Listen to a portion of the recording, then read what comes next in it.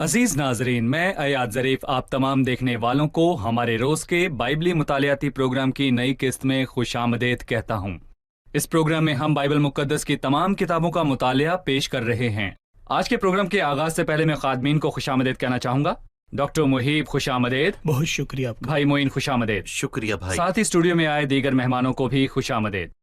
भाई मोइन, जब हम छठे बाब पर जाते हैं तो देखते हैं कि फ़लस्तीनियों ने अहद के संदूक के साथ क्या किया। लिहाजा आप हमें अहद के संदूक के बारे में बाइबली पस मंजर बयान कीजिए और उन लोगों ने इसको लेकर क्या गलती की। हमने पिछली किस्त में जाना कि चौथे बाब के आखिर में संदूक छीना गया और पांचवें बाब में जब वो उसे माबूदों के घर में लाए तो उनके माबूद रेजा रेजा हो गए, और छठे बाब में वो लोग फिर से उस संदूक के साथ लापरवाही बरतने लगे। ये वो दुश्मन है जो खुदा के कलाम से वाकिफ नहीं, और उन्होंने संदूक को लेकर लापरवाही बरतना शुरू कर दी। जब उन्हें मार पड़ी तो उन्होंने कहा कि हमने संदूक को दूर भेज दिया, जबकि खुदा का कलाम ये था कि ये संदूक बैलगाड़ी पर कभी ना रखा जाए बल्कि कंधों पर उठाया जाए। जी, काहिनों के कंधों पर, लेकिन उन्होंने उसे बैलगाड़ी पर रख दिया। चूंकि खुदा की मर्जी ये थी कि अहद का संदूक वापस ले जाए, जब उन्होंने 2 गाय लेकर उनको गाड़ी में जोता और वो 15 किलोमीटर चली। बाइबल ये कहती है ये ना दाएं मुड़े ना ये बाएं मुड़े, लेकिन उन्होंने सीधा बैत शम्स का रास्ता लिया और वो वहां फसल की कटाई के मौसम में पहुंचा। जब संदूक बैत शम्स के लोगों के पास पहुंचा तो उन्होंने उसके साथ खुशी मनाई। वो फसल की कटाई में आया था। उन्होंने उसकी इतनी खुशी मनाई कि वो नहीं चाहते थे कि वो उनके पास से जाए, और वो जाता भी कैसे। 2 गायें गाड़ी में जोती हुई थी जो उसे उठाकर ले जा सकती थीं। सो वो दोनों गाय की कुर्बानी चढ़ा देते हैं और गाड़ी को चीर देते हैं कि ये संदूक हमारे पास रहेगा। उन्होंने इसे खुशी हासिल की थी क्योंकि वो कटाई के वक्त आया था, लेकिन दरअसल उन्होंने भी वैसी ही गलती की थी जैसी फलिस्तियों ने की थी। यहाँ रूहानी सबक सीखने को मिलता है। जब उन्होंने संदूक की तरफ देखा तो खुदावन ने उन्हें मारा। लेकिन क्यों? संदूक के बारे में लिखा था उसे ढांप कर उठाया जाए। ये कहना पड़ेगा कि संदूक एक टुकड़ा था जो खैमा इज्तिमा के पाक तरीन मुकाम में रहता और वो खुदा के लोगों के दरमियान उसकी हजूरी को जाहिर करता था। ये वो जगह थी जहाँ खुदा सरदार काहिन के वसीले अपने लोगों से कलाम करता था, क्योंकि ये पुराने अहद नामे में खैमा इज्तिमा के दौर में था और मूसा हारून के वसीले कलाम करता था, और किसी को भी उस संदूक को बेपर्दा उठाने की इजाजत ना थी। लेकिन फिलिस्तीनियों ने उसे उठाकर गलती की। गलती हमने भी की, लेकिन वो उन गुनाहगारों को माफ करता है जो नहीं जानते। लेकिन ईमानदार जो कलाम को जानते हुए खता करते हैं, खुदा उन्हें मलामत करता और सजा देता है। और जब खुदा ने उन लोगों को मारा तो वो कहने लगे हमें नहीं चाहिए, बिल्कुल फिलिस्तीनियों की तरह। उन्होंने भी संदूक को दूर कर दिया और कहा कि हमें नहीं चाहिए, और फिर उन्होंने उसे कुरीत यरीम के रहने वालों के पास भेज दिया और कहा फिलिस्ती खुदावंद के संदूक को वापस लेने आते हैं, सो तुम आओ और उसे अपने यहाँ ले जाओ। गोया हमने खुदावंद से फसल की कटाई और खुशी को तो कबूल किया, लेकिन तरबियत और मलामत के वक्त हम कहने लगे कि हमें ये नहीं चाहिए। उन्हें कहना चाहिए था कि खुदावंद तू हमको क्यों मारता है, हमसे भूल हुई। तो खुदावंद उनसे कहता कि तुमसे नादानी हुई, ये तुम्हारा कसूर है। वो अपनी खता को मानते और तौबा करते, और फिर वो अहद की संदूक की मौजूदगी से महजूज होते। भाई, अगर हम 7वें बाब को देखें और अगर उसे कोई नाम देना चाहें तो वो होगा तौबा करना और खुदा की तरफ फिरना। अब मैं आपके सामने 7वें बाब की सिर्फ 1 ता 13 आयात को पढ़ना चाहूंगा और फिर उसके बाद मैं आपसे सवाल पूछूंगा। तब करीत यरीम के लोग आए और खुदावंद के संदूक को लेकर अबिंदाब के घर में जो टीले पर है लाए, और उसके बेटे अलीजर को मुकद्दस किया कि वो खुदावंद के संदूक की निगहबानी करे। और जिस दिन से संदूक करीत यरीम में रहा तब से एक मुद्दत हो गई, यानी 20 बरस गुजरे, और इसराइल का सारा घराना खुदावंद के पीछे नोहा करता रहा। और सैमुएल ने इसराइल के सारे घराने से कहा कि अगर तुम अपने सारे दिल से खुदावंद की तरफ रजू लाते हो तो अजनबी देवताओं और इस्तरात को अपने बीच से दूर करो और खुदावंद के लिए अपने दिलों को मुस्तैद करके फक्त उसी की इबादत करो, और वो फलस्तियों के हाथ से तुमको रिहाई देगा। तब बनी इसराइल ने बलीम और अस्तरात को दूर किया और फक्त खुदावंद की इबादत करने लगे। फिर सैमुएल ने कहा सब इसराइल को मुस्फा में जमा करो और मैं तुम्हारे लिए खुदावंद से दुआ करूंगा। सो वो सब मुस्फा में फराहम हुए और पानी भर के खुदावंद के आगे उंडेला और उस दिन रोजा रखा, और वहां कहने लगे कि हमने खुदावंद का गुनाह किया है। और सैमुएल मुस्फा में खुदावंद की अदालत करता था। और जब फलस्तियों ने सुना कि बनी इसराइल मुस्फा में फराहम हुए हैं तो उनके सरदारों ने बनी इसराइल पर चढ़ाई की। और जब बनी इसराइल ने यह सुना तो वो फलस्तियों से डरे, और बनी इसराइल ने सैमुएल से कहा کہ خداوند ہمارے خدا کے حضور ہمارے لیے فریاد کرنا نہ چھوڑ تاکہ وہ ہم کو فلسطینیوں کے ہاتھ سے بچائے۔ اور سیموئیل نے ایک دودھ پیتا برا لیا اور اسے پوری سوختنی قربانی کے طور پر خداوند کے حضور گزرانا۔ اور سیموئیل بنی اسرائیل کے لیے خداوند کے حضور دعا کرتا رہا اور خداوند نے اس کی سنی، اور جس وقت سیموئیل اس سوختنی قربانی کو گزران رہا تھا تو اس وقت فلسطی بنی اسرائیل سے جنگ کرنے کو نزدیک آئے، لیکن خداوند فلسطینیوں کے اوپر اسی دن بڑی کڑک کے ساتھ گرجا اور ان کو گھبرا دیا، اور انہوں نے اسرائیلیوں کے ہاتھ سے شکست کھائی، اور اسرائیل کے لوگوں نے مصفا سے نکل کر فلسطینیوں کو رگیدا اور بیت کر کے نیچے تک انہیں مارتے چلے گئے۔ تب سیموئیل نے ایک پتھر لیا اور اسے مصفا اور شین کے بیچ میں نصب کیا، اس کا نام ابن عزر یہ کہہ کر رکھا کہ یہاں تک خداوند نے ہماری مدد کی۔ سو فلسطین مغلوب ہوئے اور اسرائیل کی سرحد میں پھر نہ آئے۔ بھائی محیب، لوگوں کی اس حالت پر تبصرہ کریں جس کے ساتھ لوٹ کر وہ خداوند کے پاس آئے۔ یہ بڑا جذباتی منظر تھا 20 سال بعد، اور ایسا لگتا تھا جیسے سیموئیل کی خدمت بیکار تھی، حالانکہ یہ شخص 20 سال تک خدمت کر رہا تھا، اور بالآخر پھل ایک اجتماعی توبہ کی صورت میں آنسوؤں کے ساتھ ظاہر ہونا شروع ہوئے، اور تمام بنی اسرائیل خداوند کے سامنے روئے۔ سیموئیل ان سے بہت خوش تھا اور اسے یقین نہیں آ رہا تھا کہ کیا ہو رہا ہے۔ اس وقت انہوں نے لوٹنا اور دل سے توبہ کرنا شروع کر دیا۔ ان برکتوں کے واسطے تڑپ توبہ واضح طور پر آنسوؤں کے وسیلہ سے ظاہر ہوئی۔ وہ خداوند کے حضور روئے، وہ بیت شمس کے لوگوں کی مانند نہ روئے جنہیں خداوند نے مارا، بلکہ ان کے اندر توبہ کی ایک پاک خواہش تھی۔ سیموئیل اسے پہچان گیا جب اس نے انہیں لوٹتے ہوئے دیکھا تو ان سے کہا، اگر تم اپنے سارے دل سے خداوند کی طرف رجوع لاتے ہو تو اجنبی دیوتاؤں اور اثارات کو اپنے بیچ سے دور کرو، اور خداوند کے لیے اپنے دلوں کو مستحد کر کے فقط اسی کی عبادت کرو۔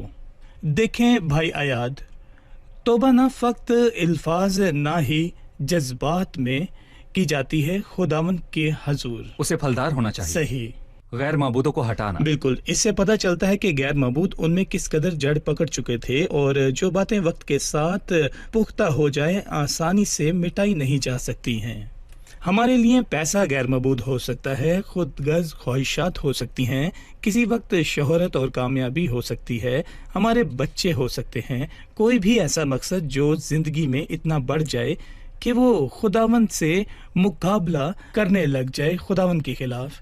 دیکھیں، یہ بھی ایک بغاوت تو ہے۔ جب ہم اپنی ساری توجہ اپنے بچوں پر دیتے ہیں اور خداوند کے حصے کے حقوق کے خلاف جاتے ہیں، بالکل، اور وہی ہمارے ذہن و دل پر سوار ہوتے ہیں۔ کوئی بھی جو صرف کام ہی کے لیے جیتا ہے یا اپنے بچوں کے لیے جیتا ہے اور اس کی زندگی میں خداوند کے لیے کچھ بھی نہیں ہے، غیر معبود دل کو خداوند سے مکمل طور پر پھیر دیتے ہیں۔ صحیح۔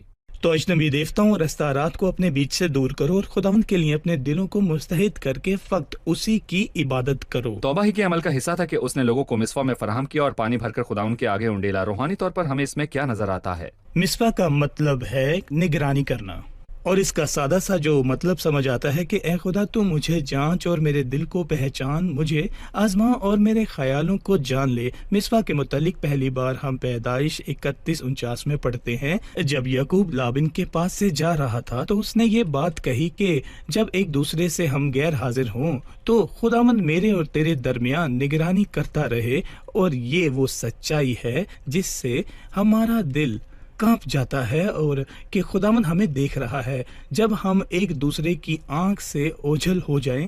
گویا سیموئیل ان کو خدا کے سامنے لا رہا تھا جب سب کچھ جانتا تھا، دلوں کی باتیں اور ان کے راز انہوں نے پانی بھر کر خداوند کے آگے انڈیلا، یعنی انہوں نے محسوس کیا کہ وہ کچھ بھی نہیں ہے، مکمل عاجز، جی مکمل عاجزی، پانی کا انڈیلا جانا جس کو پھر سے جمع نہیں کیا جا سکتا۔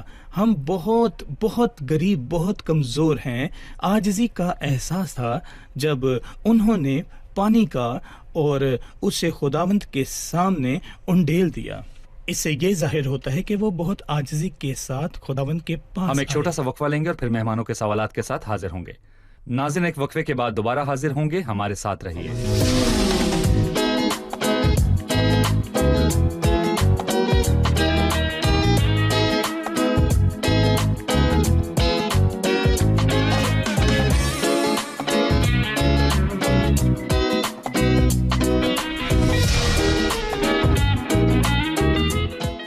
खुश आमदीद। आइए बढ़ते हैं मेहमानों की जानिब और जानते हैं उनका सवाल।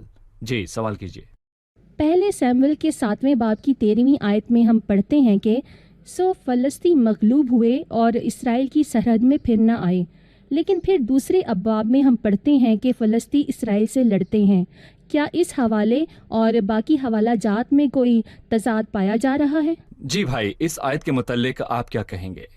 पहली आयत का ये मतलब नहीं कि वो फिर ना आए या इसराइल की हदूद में आने से हमेशा बाज रहे। हम ये कह सकते हैं कि वो कुछ देर तो ना आए, एक खास अरसे तक।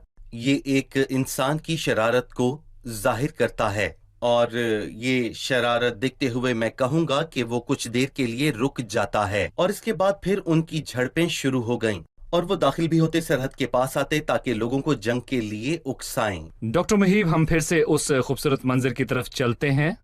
सैमुएल ने सब काम करते हुए लोगों के लिए दुआ भी की, और 9वीं आयत में लिखा है सैमुएल ने एक दूध पीता बर्रा लिया और उसे पूरी सोख्तनी कुर्बानी के तौर पर खुदावन के हजूर गुजराना।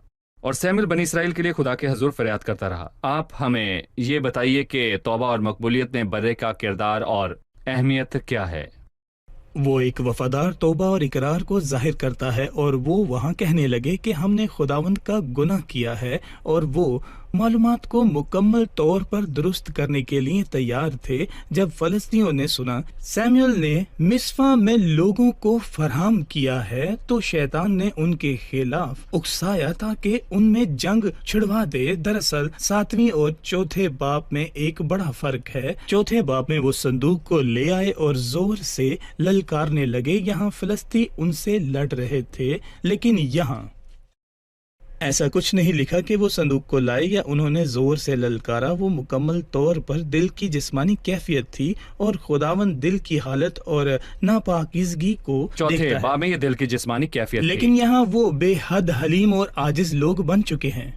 वो सैमुएल के साथ मजबूती के साथ खड़े रहे। फलस्ती उन पर हमला कर रहे थे। उन्होंने अपनी कमजोरी, अपनी गुर्बत और खौफ को महसूस किया। ये एक बहुत सेहतमंद पहलू है कि वो सैमुएल के साथ खड़े रहे, और उसने कहा खुदावन हमारे खुदा के हजूर हमारे लिए फरियाद करना ना छोड़ ताकि वो हमको बचाए। और सैमुएल समझ गया कि उनका रोना उन्हें ना बचाएगा, बल्कि उनकी नजात की बुनियाद बर्रा है। ये रूहानी दाना एक दूध पीता बर्रा लेकर आया, और खुदावंद के हजूर उसकी सौख्तनी कुर्बानी गुजरानी। दर हकीकत वो इस दूध पीते बर्रे की अहमियत को जानता था। एबार 22-27 के मुताबिक 8 दिन के बर्रे की कुर्बानी को कबूल किया जाता था, लेकिन एक हुक्म है जो कहता है कि 7 दिन तक तू उसे उसकी माँ के पास रहने दे, और 8वें दिन तू उसको कुर्बानी के तौर पर गुजरान सकता है। सो उस दूध पीते बर्रे को लाया जो यकीनन मसीह और उसकी कुर्बानी का अक्स था। ये प्यारा बर्रा खुदावंद की नजर में कीमती है, और उनमें खुदा की खुशी की बुनियाद है। उसने खुदावंद के हजूर उसे पूरी सौख्तनी कुर्बानी के तौर पर गुजराना। फिर वो खुदावंद के हजूर उनके लिए मिन्नत और दुआ करने को गया। गोया वो कह रहा था खुदावंद इसलिए कुर्बानी ये की अच्छे खातिर, हैं बल्कि अपने कीमती बर्रे की खातिर। अगर तू हमें जवाब दे, बेशक हम इस लायक नहीं, लेकिन इस बर्रे और इसी कानून का सही। इतलाक तब होता है जब हम दुआ करते हैं खुदावंद यीशु मसीह से। सही भाई मोइन, लोगों ने तौबा की और खुदा उनके हजूर आजिज बने। सैमुएल ने उनके लिए फरियाद की और कुर्बानी गुजरानी, और उसी कुर्बानी की खूबी के बायस खुदा ने मुदाखलत की और उन्हें फतह बख्शी। और इस फतह के नतीजे में हम 12वीं आयत में पढ़ते हैं, तब सैमुएल ने एक पत्थर लिया और उसका नाम इब्ने अजर रखा। हमें इब्ने अजर का मतलब बताइए। उन्हें ऐसी कैफियत की जरूरत थी जिसमें वो खुदा की मदद के लिए गुजारिश कर सकें, और इसकी जरूरत थी कि उन्हें याद दिलाएं कि खुदावंद ने माजी में उनके लिए क्या क्या किया, और उन्हें हाल की भी याद दिलाएं कि इस वक्त जो फतह उन्हें यहां पर मिली वो किसकी बदौलत है। न जोर से न ताकत से उन्होंने कुछ नहीं किया। वो ऐसे लोग थे, वो खुद को उंडेल चुके थे, जैसे भाई ने हमें बताया कि वो पानी की मानंद उंडेले जा चुके थे। उनमें कुछ ताकत ना थी ताकि सारा जलाल खुदा को मिले। अब उन्हें ऐसी चीज की जरूरत थी जो खुदा की मदद की गवाही उनके सामने दे। ना सिर्फ माजी की यादगारी बल्कि हाल के लिए हौसला और मुस्तकबिल के लिए भी मदद हो सके। लेकिन अगर फिलिस्ती वापस आते हैं और वो आएंगे और अगर हमारे खिलाफ जंग छिड़गी, जो जरूर छिड़ेगी, तो फिर क्या किया जाए? ये पत्थर याद दिलाता है कि खुदावंद बदला नहीं लेता, वो आज कल बल्कि अब तक यकसा है जिसने माजी में उनके लिए किया और यकीनन हाल में भी ऐसा ही करेगा। लेकिन जरूरी है कि इंसान उसके पास जाए और उस कुर्बानी की बुनियाद पर जो उसकी है दुआ करके पुकारे, वो यकीनन फतह बख्शेगा। गोया इब्ने अजर माजी, हाल और मुस्तकबिल के वास्ते जमानत था। जी बिल्कुल। बहुत शुक्रिया। अगर हम खुदावन के हजूर वफादार हैं तो वो हमारे लिए मुदाखलत करने से बाज ना आएगा। और पालूस ने कहा कि उसके वसीले जिसने हमसे मोहब्बत की, हमको फतह से बढ़कर गलबा हासिल होता है। हम एक वक्फा लेंगे और फिर मेहमानों के सवालात के साथ हाजिर होंगे। अजीज नाजरीन, एक वक्फे के बाद मिलते हैं और मैं चाहूंगा कि आप अपने सवालात लिखकर हमारे उस पते पर भेजें जो आपको अभी स्क्रीन पर नजर आएगा, और फोन नंबर्स भी दर्ज हैं। अगर आपको किसी सवाल का जल्द चाहिए तो आप हमसे राब्ता कर सकते हैं। वक्फे के बाद दोबारा हाजिर होंगे।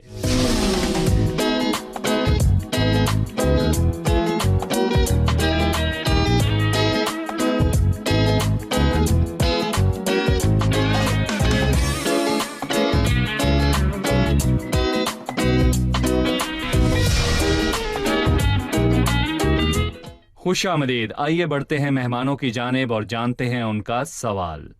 जी, सवाल कीजिए। 7वें बाब के आखिर में लिखा है, सैमुअल अपनी जिंदगी भर इसराइलियों की अदालत करता रहा।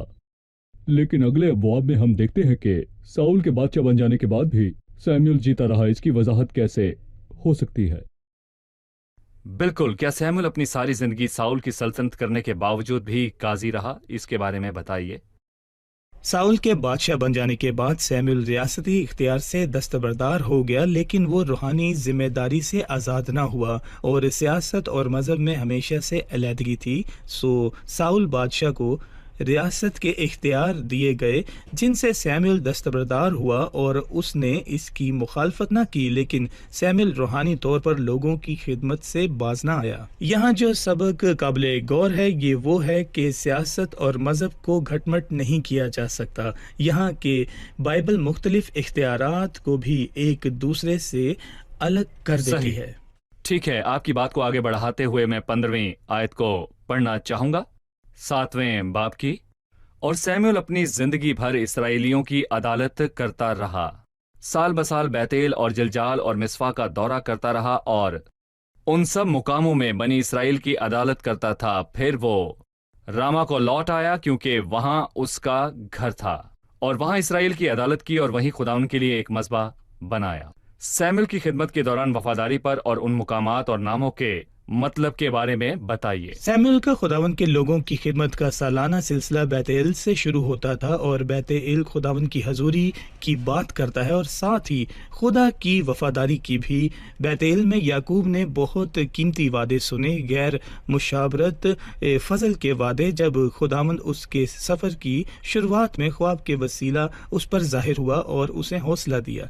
बैतेल खुदा की लामहदूद वफादारी की बात करता है और ये खुदा की हजूरी की बात करता है, और एक खादिम खुदा की हजूरी से शुरुआत करके खुदा के लोगों तक जाता है। दूसरा पड़ाव जज्जाल है जो बदन का इनकार और रद्द करना है, और बदन की उन शरीर ख्वाहिशात को रद्द करना जो हम में है। बदन का मतलब वो गुनाह है जो मुझ में है। जज्जाल में खतना हुआ, बदन के एक हिस्सा को काट दिया गया, उससे इनकार और उस गुनाह को रद्द करने की अलामत था जो हम में है। जज्जाल बदन की बदकारी की बात करता है जो बदलने की नहीं। तीसरा पड़ाव मिस्फा है, और जैसा कि हमने देखा कि इसका मतलब है निगरानी करना, खुदा की हजूरी में खुद को जांचना और परखना। मैं कहता हूँ कि ऐ खुदा तू मुझे जांच और मेरे दिल को पहचान, मुझे आजमा और मेरे ख्यालों को जान ले और देख मुझ में कोई बुरी रविश तो नहीं है और मुझको अब्दी राह में ले चल।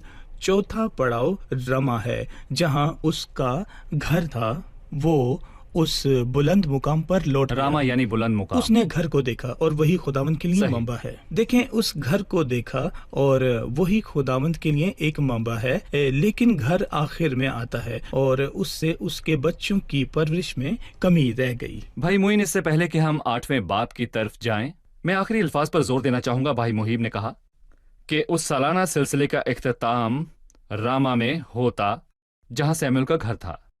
अगर हम इसका अमली तलाक करना चाहें तो हमने बैतेल में जो खुदा की हजूरी है उसका रूहानी तलाक देखा, और जिलजाल में खुदी का इनकार, और मुसलसल खुदा की हजूरी में रहना और ये इदराक के खुदा की निगाह मुझ पर है, और रामा में मौजूद होना जहां रूहानी बुलंदी है। लेकिन जब एक खादिम की जिंदगी में घर आखिर में आता है, जबकि उसका सारा काम बाहर होता है और उसका घर पर बहुत थोड़ा वक्त गुजरता है, वो अपने घराने की परवाह नहीं करता। अगर घर के लिए उसके पास वक्त बचे तो यकीनन वो उसकी परवाह करेगा।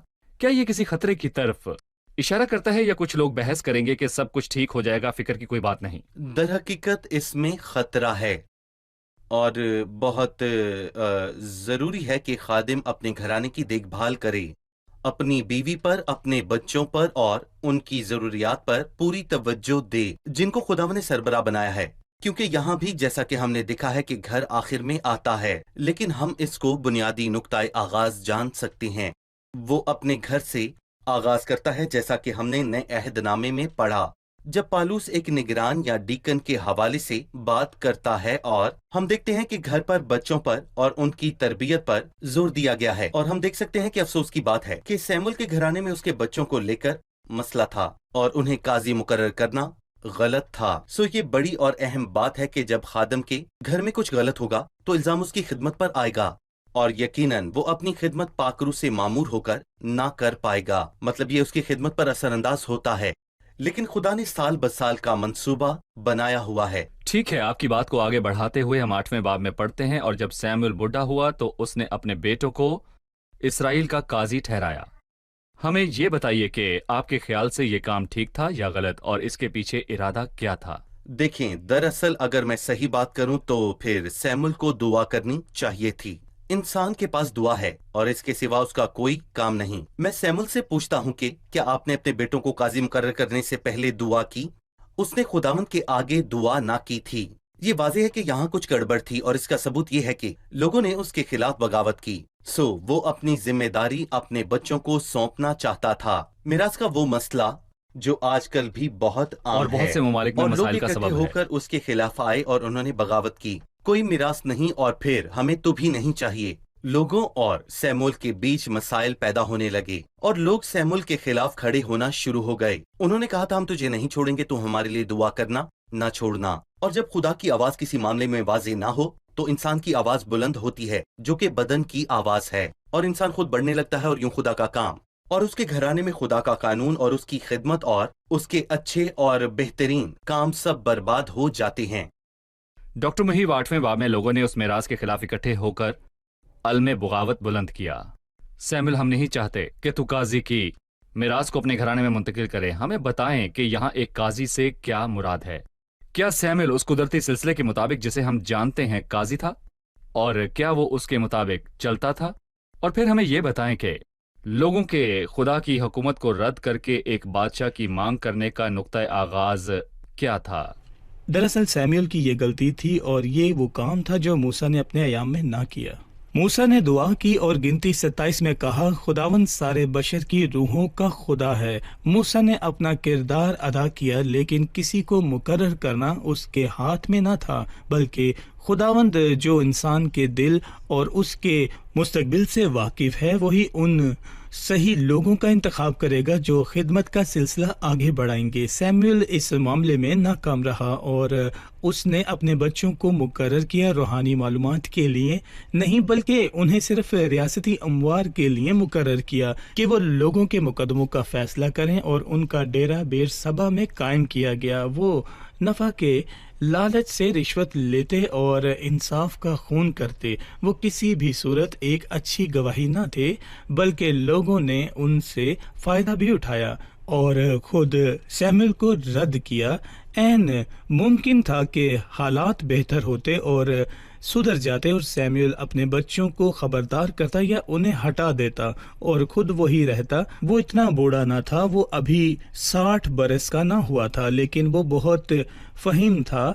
वो इसके बाद भी कई साल जिंदा रहा और उसने बड़े काम किए, लेकिन वो सैमुअल से पीछा छुड़ाना चाहते थे और उन्होंने उसके बच्चों की उस बात का बहाना बनाया, और सैमुअल को रद्द करने से उन्होंने खुदा को रद्द किया, क्योंकि वो خدا کی اور اس کی سلطنت کی نمائندگی کرتا تھا. سو انہوں نے شکایت اور احتجاج کیا اور وہ نہیں چاہتے تھے کہ سیموئل خدا کی نمائندگی کرے، اس لیے ان کا سیموئل کو رد کرنا خدا کو رد کرنا تھا.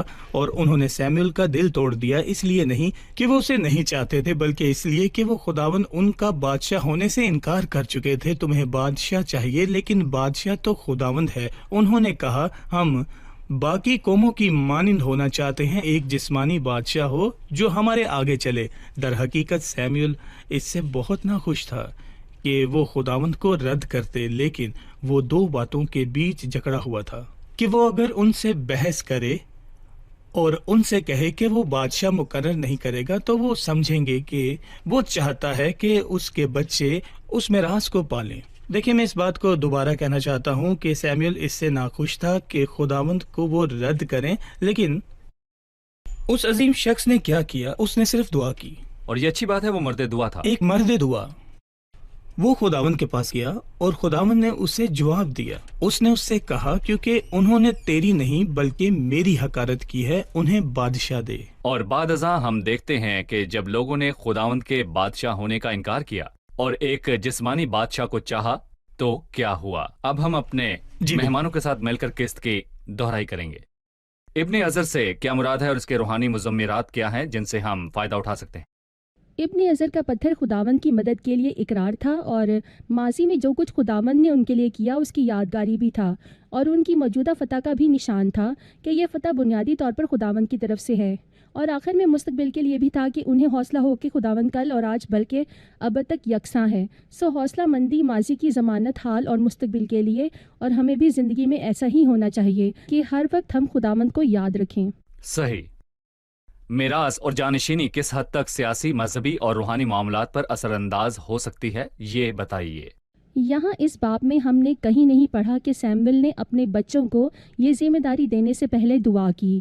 اس نے اپنی مرضی کی اور خداوند کی مرضی کے مطابق نہ چلا، چونکہ قاضی کو چننے کا اختیار خداوند ہی کا ہے، اور اس وجہ سے یہ ایک بڑی غلطی تھی. صحیح. اور اس کا نتیجہ یہ ہوا کہ لوگوں نے خدا کے اختیار کو حقیر جانا اور ایک بادشاہ کی مانگ کی.